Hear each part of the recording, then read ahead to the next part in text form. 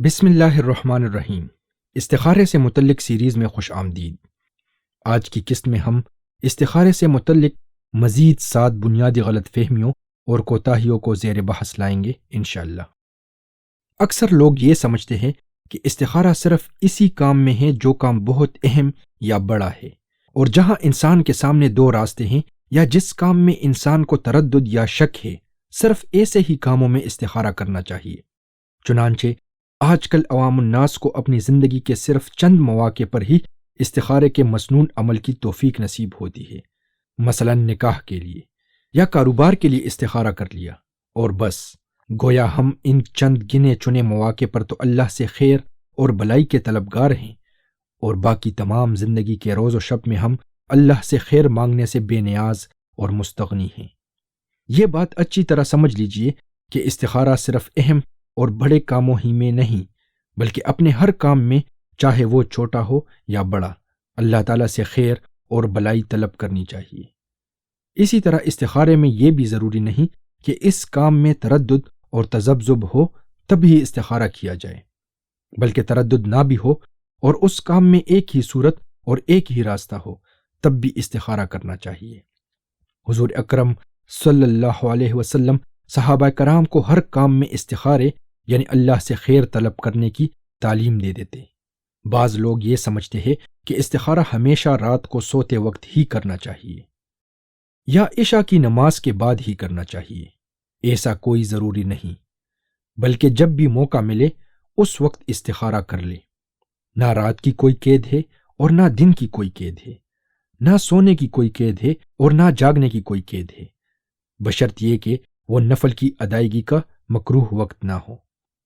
عام طور پر لوگ یہ سمجھتے ہیں کہ استخارہ کرنے کے بعد کوئی خواب نظر آتا ہے اور اس خواب کے اندر ہدایت دی جاتی ہے کہ فلاں کام کرو یا نہ کرو، یا استخارہ کرنے کے بعد آسمان سے کوئی فرشتہ آئے گا یا کوئی کشف و الہام ہوگا۔ خوب سمجھ لیں کہ نبی کریم صلی اللہ علیہ وسلم سے استخارے کا جو مسنون طریقہ ثابت ہے اس میں اس قسم کی کوئی بات موجود نہیں۔ استخارہ کرنے کے بعد بعض مرتبہ خواب میں بھی کوئی اشارہ مل جاتا ہے اور بعض مرتبہ نہیں ملتا، تاہم دل کا رجحان اور یکسوئی اصل ہے استخارے کے بعد، جیسا کہ قسط نمبر 4 میں اس پر تفصیلی بات ہو چکی ہے۔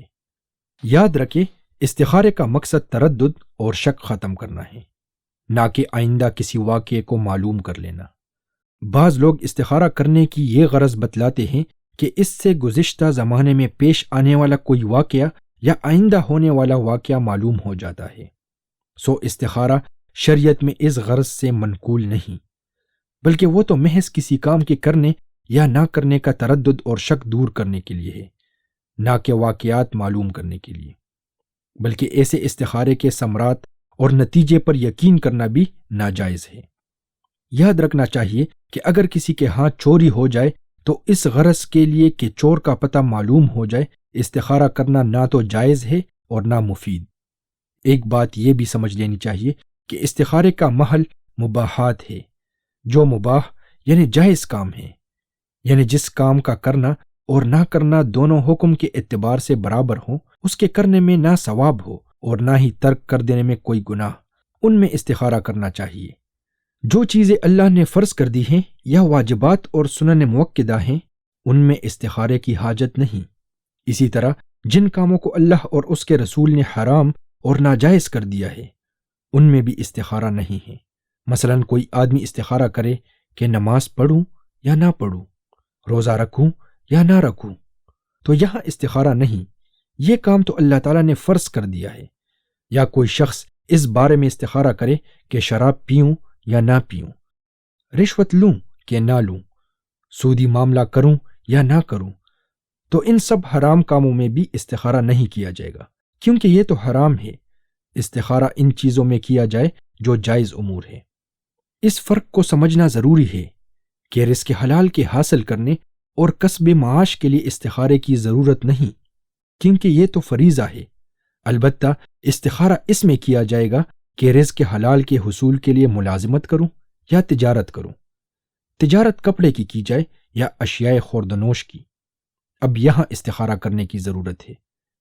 اسی طرح اگر حج کے لیے جانا ہو تو یہ استخارہ نہ کرے کہ میں جاؤں یا نہ جاؤں، بلکہ یوں استخارہ کرے کہ فلاں دن جاؤں یا نہ جاؤں۔ اگلی قسط میں ہم وقت کی کمی اور فوری فیصلے کی صورت میں استخارہ کیسے کر سکتے ہیں، اس کو زیر بحث لائیں گے انشاءاللہ۔